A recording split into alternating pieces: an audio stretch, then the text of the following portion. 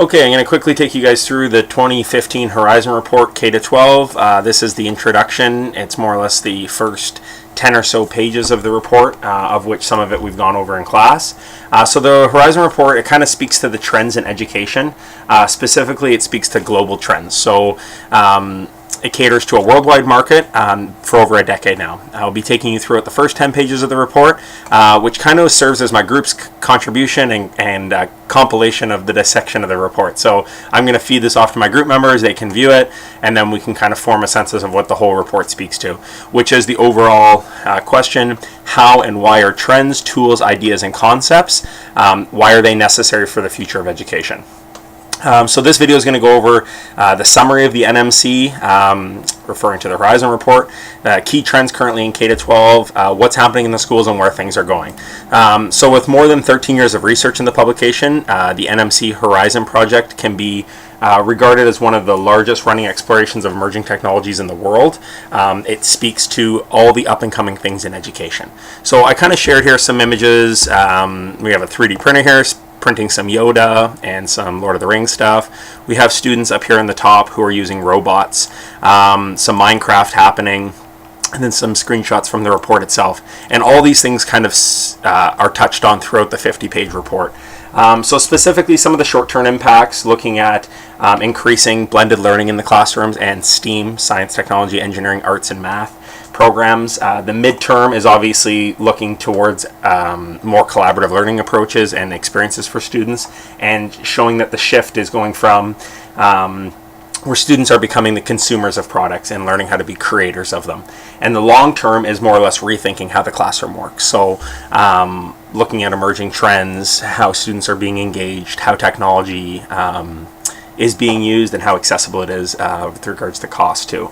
So some of the things that it projects, we looked at this here in class, which we did speak about, and some of the short-term things I think are interesting because they're already kind of a thing of the past at this point, and some of the long-term things that they speak about, regards to makerspace, wearable technology, 2 to 3 years from now, it's kind of, it's already there. 3 years from now, it'll be probably changing again. So yeah, and bring your own device, it says within the next year or less, which is 100% relevant because bring your own device has been in the schools now for the better part of 3 to 5 years in the Durham region, and it's growing each week.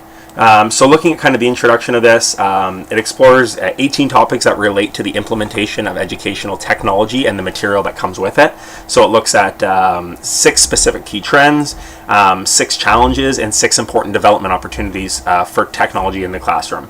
So it's a panel, the report is made up of, which I found to be the most interesting, is it's made up of an expert panel. And you can see here, like for instance, Larry Johnson, the co-principal, he's from the United States. We work our way right across. We have Jamie from Mexico, Michael from China, and Paulo from Italy. So the coolest part about this kind of Horizon Report is it's valid because so many principals and educators and media respondents are actually compiling this information and using the research from their given schools or their boards to make this report. And that's why it's so acclaimed on a global scale. So key trends accelerating technology in K-12 right now. They meet certain dimensions. So one refers to policy, the next is leadership, and the other is practice. So in the policy, it kind of refers to the laws, guidelines, any kind of rules or regulations that you need to adhere by. And it looks to, if you're implementing an approach or a learning opportunity, you have to think about the challenge and the kind of the project. What's it based off of? Where's the curriculum connection? Where's the tie to the learning with the student? Products of experts, technology. So when you're speaking about people coming into the classroom or to the boards and trying to pitch new technologies or softwares, you have to be extremely critical. Things are changing every month, every year. The boards are investing in millions of dollars into the next best thing. So this report kind of fine-tunes it and tells you where you should be investing your money and why these trends are relevant. So looking at rethinking kind of how schools work. So 3 positive outcomes refer to collaboration, critical thinking, and knowledge retention. These are the 3 biggest things that we want to see out of students today.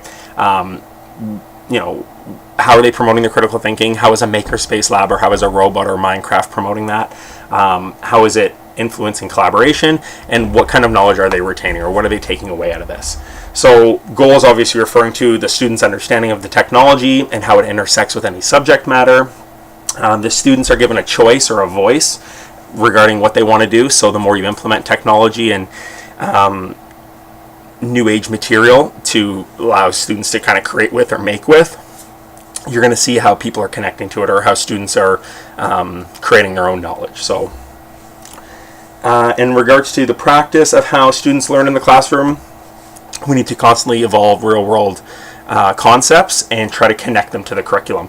And in doing so, technology in a lot of ways can allow us to do that through research, through the internet, and then of course through different things like they have the Makey kits now, the LilyPad kits, 3D printing, the Sphero robots. So all these new pieces of technology that are allowing students to kind of connect and create, and it's almost like an evolution from Lego. Whereas Lego has been around for the past 5-10 years in education, it's becoming a big trend.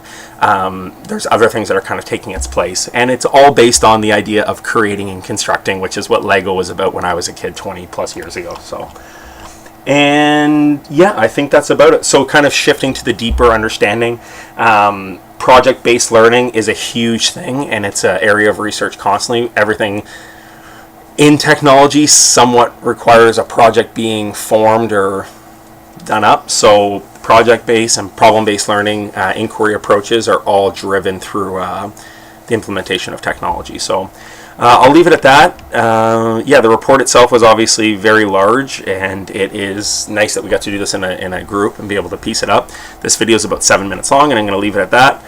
And yeah, let me know what you think, guys. This was the first 10-page overview, more or less, getting into what you guys are going to be exploring more in detail. Okay, thanks, bye.